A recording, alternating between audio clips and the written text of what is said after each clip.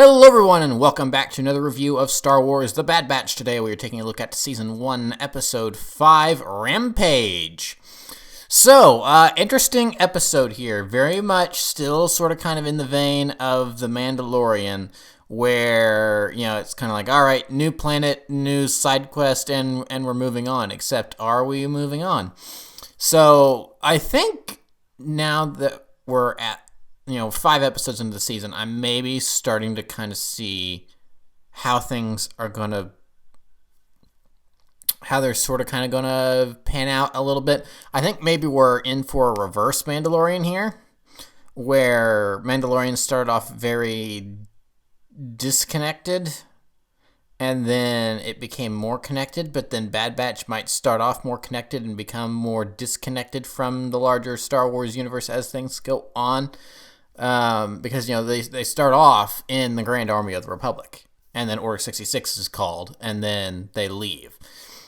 So, it's been a couple episodes since we've seen Tarkin and Crosshair. I'm not actually sure if we're going to see Tarkin for, the rest of the show. They introduced this Vice Admiral Rampart guy, which is, it's been a while since we've seen him. So, I think he's maybe going to be, the main antagonist along with Crosshair. But for now, we're kind of focusing on these little short, these kind of, what a lot of people are probably calling, and I'm still going to have a problem with, is filler episodes. Not quite sure, these are going to be, they are episodic adventures, yes, but filler, no. And this episode especially, I think, is going to be really important where you watch it just on its own, and it's like, that doesn't really tie into anything, but I think this episode is going to be important because I think from here on out, maybe the Bad Batch is going to start working as mercenaries or bounty hunters for Sid. Because as she said at the end of this episode, in the galaxy you need lots of friends and lots of money, preferably money. And Hunter says, well, we're kind of short on both. And she says, well, it's a good thing you met me then. So I think for right now they might start working for Sid. I don't know if they're going to start working for Sid immediately. Maybe they might hop to another planet or two, and then they end up going back to her. It's like, all right, we need work. We're low on credits. We're low on supplies. We need work. So we might get some episodes there around, of them doing some bounty hunter work and stuff for her, and then it'll be interesting. And then how is that gonna feed into the main plot? So an update from last week, I said it's like, I'm not sure if Hunter's inhibitor chip Wrecker's inhibitor chip is really gonna be an issue. And it's like, I think maybe that's just gonna be a running joke. But this episode, Wrecker has a random headache that Hunter asks him if he's all right, and he says he begrudgingly says he's fine. He moves on. So yeah, no, the inhibitor chip in Wrecker is definitely doing something. That's definitely going to be a story arc that continues throughout the season. So I'm totally confident in that now. That having been in just one episode, it's like, I don't know, maybe him hitting his head is just a running joke. But now that they've talked about it twice, kind of brought it up twice now, that's definitely going to be an ongoing thing. One thing I found interesting is that partially from the reception, some people were complaining about is that the Bad Batch helped rescue a adolescent Rancor in this episode, and this Rancor is then picked up by Bib Fortuna, Jabba's major domo, and then is presumably taken to Tatooine. So a lot of people were going, why is Star Wars so focused on answering these questions that we didn't, answering things that we didn't have questions to? It's like, how did Jabba get his Rancor and blah, blah, blah. It's like, for one, I can see where they're coming from. But for another, it's not the same Rancor. The Rancor in Return of the Jedi is named something I can't remember the name of. It's like Batista or something. It almost sounds like Dave Batista. It's like it's something with a couple P's and a couple E's. And that's the Rancor in Return of the Jedi. That's been a long-standing name for for this Rancor. So, but this Mochi, or Muchi, Mochi the cat, that's from Big Hero 6, sorry. This Muchi Rancor is also a female, which the Rancor in Return of the Jedi, I think, has been stated multiple times to be a male. This Muchi Rancor is female, younger. Of course, we've got like 20 years to get to Return of the Jedi, so of course the Rancor is going to grow up. But you just look at the. Now, I mean, that's maybe a fair point, is that, you shouldn't need to be looking at a Wikipedia article to double check things, because for someone that's, not totally invested and knows every little thing off the top of their head, I could see maybe you getting the insinuation that Muchi is Jabba's Rancor in Return of the Jedi. That's, as it seems to be, not the case. But, people have been making this point. I've been agreeing with this point, but it's like, well, let's take a look back at Kanan Jarrus, or excuse me, Caleb Doom, in the first episode, and going back to my little complaint there about them overwriting that comic book. So I was like, at this point, who knows? I'm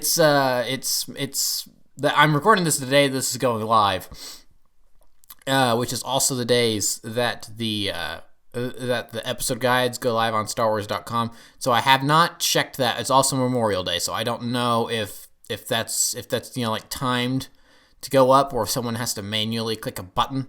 I have not checked. So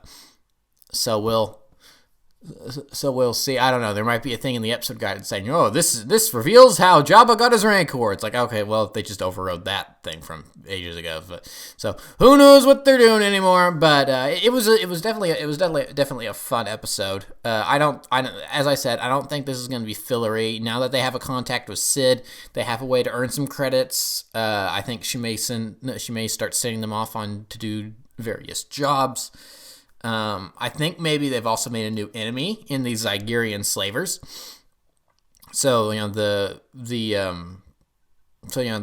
people coming after them is just going to start growing, because we saw a lot of the Zygerian goons get taken out by Muchi and such, but the ringleader, the main guy with the glass eye, he was just knocked unconscious. He wasn't actually killed. So he could easily come back with a new squad of goons, and now the Empire and these Zygerians are going to be after them, and that's just going to paint more of a larger target on the back of the Bad Batch. So that could be interesting. And since the Zygerians are maybe sort of kind of wanting to team up with the Empire anyway to re-kickstart their slave trade, it's like maybe they're going to start working hand in hand with the Empire, or it's going to maybe be like the ending of the second act of the first Guardians of the Galaxy movie, where Drax calls, speaking of Dave Bautista, where Drax calls Ronan and he shows up right when the Ravagers show up, and it's like, okay, great, now we've got two sides of people after us at the exact same time. This is just great. But now we gotta get this orb out of nowhere. Spoilers for a movie that came out in 2014. So, yeah. Omega now has a weapon. That's an interesting development. I think she's definitely... and it's not a Night Sister weapon, like a lot of people were speculating from the trailers. It uses similar kind of... I'm going to say technology. I guess it is tech. It uses kind of similar technology with the glowy energy bow, and it's a similar color as the Night Sisters, but obviously this is... it's a little bit more in line with the Zygerian light whips and such that they've been using. So it's cool to see that Omega is now slowly getting armed up. She's got a comlink now. She's got she's got that. She's now got a bow and arrow, a laser bow and arrow, which is cool.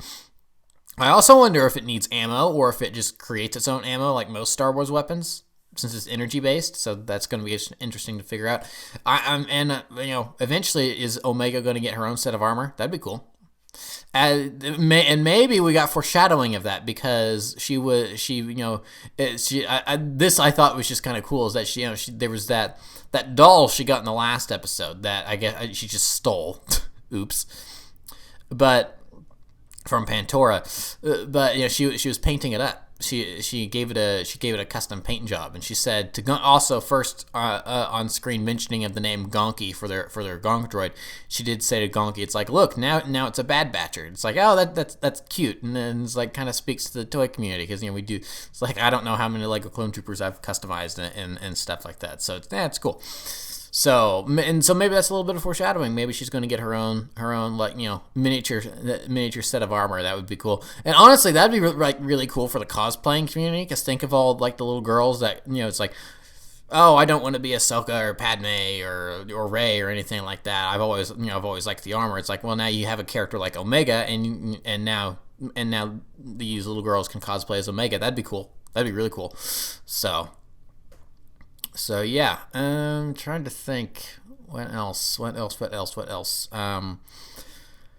I guess I really just liked the reinclusion of the Zygerians. That was nice. Again, this is definitely as a spin-off show from Clone Wars. We're picking up more storylines that were.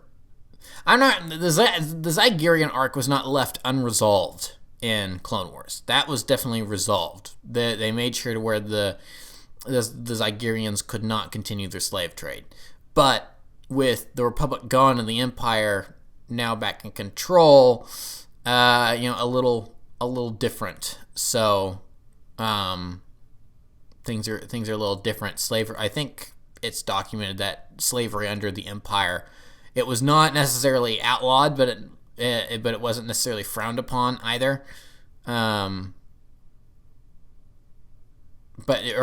rather, it wasn't really accepted either. It was one of those just kind of nasty facts of life to where it happens, but the Empire didn't do too much to stop it, because it's like, we had slaves at the spice mines of Kessel in Solo, so.